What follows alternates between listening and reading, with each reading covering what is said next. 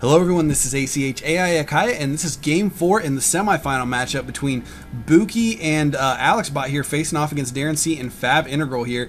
Darrenc spawning as the purple Protoss, with his ally being the red Zerg over here. FabIntegral at the bottom. Their opponents are Buki as the yellow Terran, and of course his ally, the blue Protoss, Alexbot. And just wanted to mention real quick again, a shout out to Shock's Strategy Guide. They put up the prize pool. They sponsored this tournament, so thank you very much to them. I'm going to have a link to their website in the description here, so definitely go and check that out. It's a great resource for anybody wanting to learn a little bit more about StarCraft 2.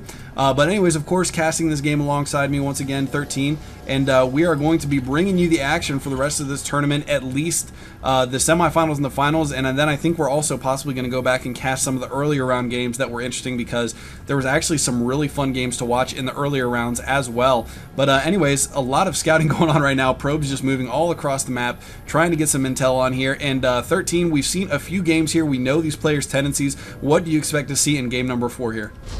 I think it's pretty safe to say that FabIntegral is going to go pure wings early on. I could put some money on that.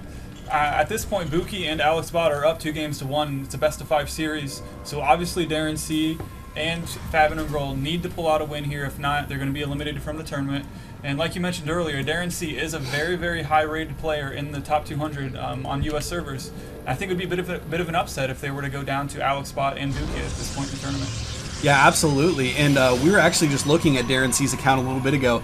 And something of note, I know that you don't necessarily strictly play against the people that are within your own division on the league system in as far as 1v1 ladder goes, but Darrenc happens to be in the same 1v1 division as a lot of well-known players like Huck, who just recently played in MLG, and one MLG, by the way. Yeah, absolutely, just one MLG today, and also Joseki, Sinatra, In Control, Slush. Yeah, just a ton of huge name players in his division, which, as I mentioned, I know that doesn't mean that he plays against them all the time, but I just thought it was pretty impressive that he was in the same Diamond League, and actually he was ranked towards the top of it too, so definitely holding his own in the 1v1 ladder. But obviously 2v2 is a completely different animal, but it seems like him and FabIntegral have been holding their own so far, although currently, as you mentioned, they are down in the series. They really need to pull out a win here if they want to keep in this tournament. Yeah, and I think like we said before, it looks like FabIntegral is going the exact same build that he has before: fast expand, 2 speedlings. Like to see what Darrenc is going to pull out here. Yeah, absolutely. Darrenc has stuck primarily to warp gate units, and Darrenc says I think they're just doing the same thing, which is of course what him and his ally are doing. But basically, gateway units are what Darrenc has been sticking to, using primarily zealot, stalkers, and sentries, and he has really great control over his sentry micro, using some good force fields to really choke down the enemy or split up their army when necessary to allow speedlings to flank.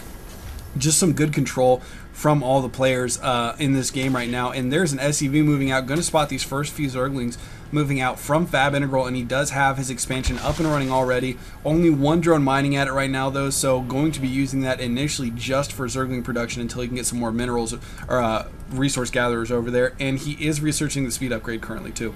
Yeah, I think it'd be nice to mention just real quick, Akai, that FabIntegral and Darrenc did select this map. They lost the previous game, so they were able to select this map at this point in the best-of-5 series. So I'm curious if they've got some strategy that they've practiced on this map, if they just like the way it plays. I know that 2 bases on this map have those back doors that are protected by destructible rocks. Maybe we're going to see them try to rush in the back or something like that. Yeah, absolutely. One thing I would like to note is that Buki and Alexbot seem to play very defensively in the early game. And it looks like with the mass speedlings and mass gateway units that we see from Darrenc and FabIntegral, they like to play a lot more aggressively. So I'm guessing that their main reasoning behind picking this map is that it is not a shared base map, so this allows them to single out one player and apply that early pressure and just try to break down one of the allies early on without them really able to get in and help their ally out with defending against that early push. Yeah, that's a really good point. I've noticed that Alexbot and Buki, like you said, like to go pretty defensive, and maybe we'll see some high pressure early on. Yeah, absolutely. And it looks like we've already got a decent amount of unity from Alexbot. 4 Zealots and 1 Stalker here. And he's almost got a little bit of a maze going into his base, as you can see here. A small choke on the front leading in through by a few of his warp gates, and then narrowing that choke even a little bit further with some pylons here, so creating almost a small maze there. And it looks like Darren C and FabIntegral getting ready to move out, and there are a lot of Terran and Protoss units here from Alexbot and Buki here, so going to see actually a collision in the middle of the map possibly, which, as I mentioned, because Alexbot and Buki like to play a little bit more defensively in the early game, I'm a little bit surprised to see how aggressive that they're being with this right now. And we see again that Buki has those ghosts out. He just really loves using that EMP against Protoss and that snipe against those mass lings. We haven't seen either Darren C or FabIntegral really have an answer for that. Yeah, absolutely. And actually, it looks like they're going to be going after the destructible debris in the back, as you mentioned, 13, going to try to open up that extra back door and actually putting a pylon here so that they can continue to warp in reinforcements. Although this could be a problem back at the main. As you can see, there are no units defending this entrance aside from this one lone Zealot, or I'm sorry, not Zealot, this one lone Marine here, which isn't going to do anything if he does a mass speedling run by, which, as you can see here, he has a ton of Zerglings there, and actually they just noticed the back door getting hit right there and opened up. So this back door is completely open. They're going to move into position here to try to take on this army, and actually Darren C and FabIntegral moving a lot of units around behind, going to do a flank and really try to collapse on this army and force them to fight a battle right in the middle. They're not going to be able to run anywhere. Yeah, I like their use of flanks. They're just really tactically good at that strategy. You can see that after FabIntegral's units are coming into the back, you're going to get a nice surround on these units, and I think Darren C and FabIntegral are going to battle.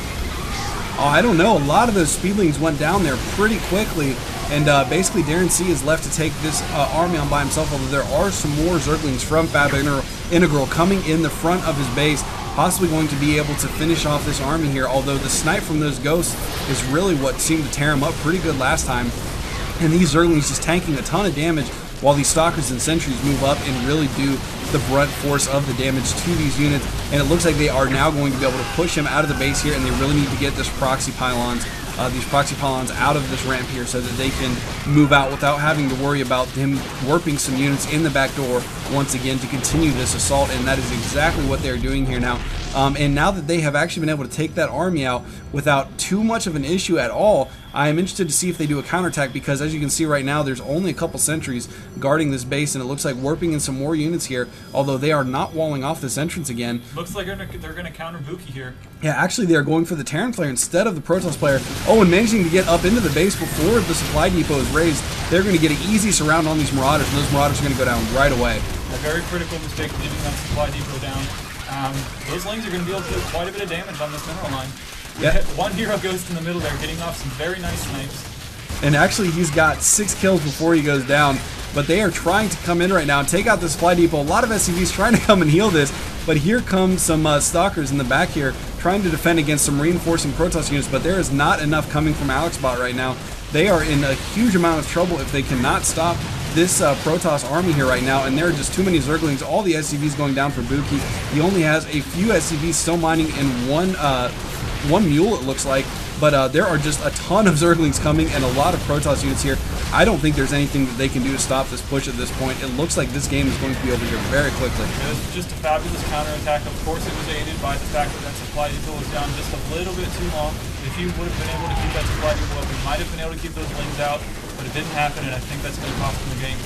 Yeah, and there's the GG. Game number 4 is going to go to FabIntegral and Darren C. So they have once again tied the series up at 2-2. We're going to move on to the ace match, game number 5, and this is the kind of stuff that we want to see the semifinals made of. A very close matchup between some two high-level teams that are duking it out to try to make their way into the finals. So we're going to move on to game number 5 right now. GG. GG.